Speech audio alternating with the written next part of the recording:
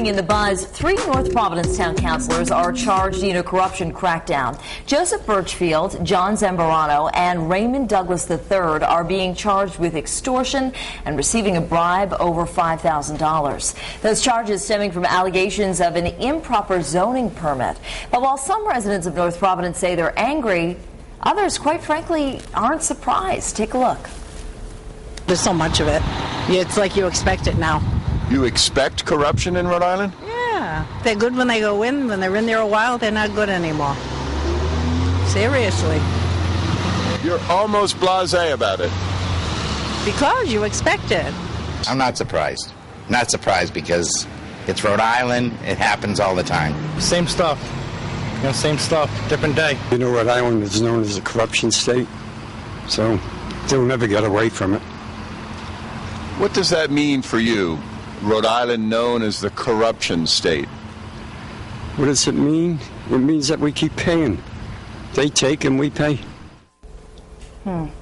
Very interesting. So I wanted to know, first of all, what you guys thought of that this idea that we are, quote unquote, known as a corruption state, and that it's just going to keep continuing, and that, we've gotten to the point where it really doesn't seem to surprise some of our own residents of the state. Well, there's corruption in every state. I mean, we have such a small state, I think you hear more about every single instance in our state because of the size of the state. But listen, it's so sad nowadays where even, the honest people that are elected to office are labeled with the stereotype of having well, you never know because they might be involved in some sort of corruption. Right.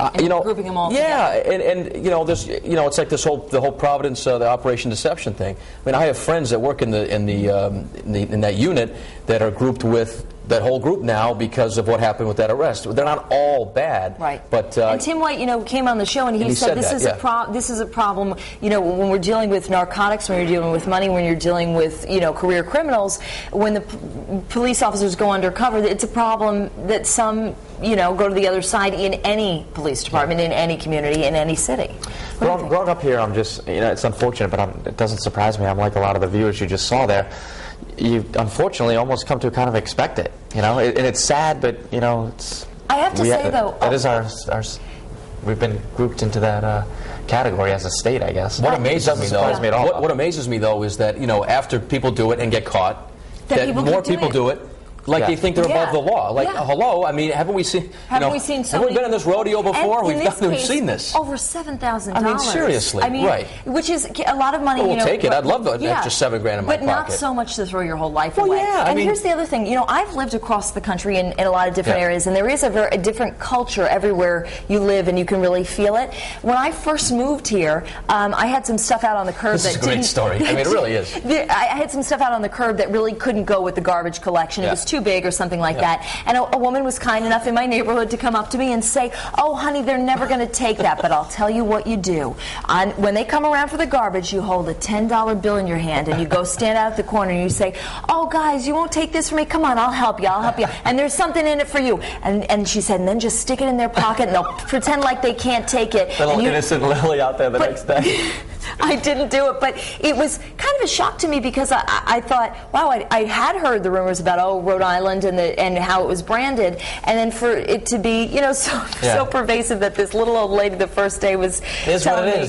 But it was interesting, and here's the thing, it's not everybody, and you're right, we do get a lot of attention because it's such a small state, but the thing is, there is something of a seemingly culture that it gets passed along, that this is the way that we behave, and sometimes you win some and sometimes you get caught. And I'd like to not see that because this is such a great state. It's just a shame, basically. Well, you know what? Keep doing it because it'll give Tim White and Sean Daly things to do here at the office every day. Be well employed. They'll catch you. Well, I tell you what, Courtney, I know a lot. We talked to a lot of people in the package when Sean was out there reporting, but I'm also interested in hearing what some of the roadshow viewers have to say. They're a little bit angry and definitely not surprised. We have some interesting comments here, so we'll start on the live blog as usual right on foxprovidence.com. And this one's from JB, and he says, "Sometimes I think it's all about personal gain and not about the people. It's disgusting we elect them and they scam us for it." One artist says, "I'm so disappointed once again with this corruption scandal, and I am horrified that the people seem to have become complacent with corruption in this state." Here's a look at the poll right underneath the live blog, and we're asking today, what do you think of the recent corruption uncovered in Rhode Island? A, I'm always surprised when this happens. B, I'm angry about it but not shocked. Or C, I have mixed feelings about it. I've also posted a story under there with the whole background on all of this if you're just catching in with us this morning. Here's a look at our Facebook page, the Roadshow's homepage there, and Lauren Silva says there is corruption everywhere. The only real shock is that only 3 townsmen have been caught. And we have a few more there. We can read some more, hopefully maybe at the end of the show. I love hearing what you guys have to say. But we'll be back in a little bit with those poll results. For now, back to the kitchen. Lily.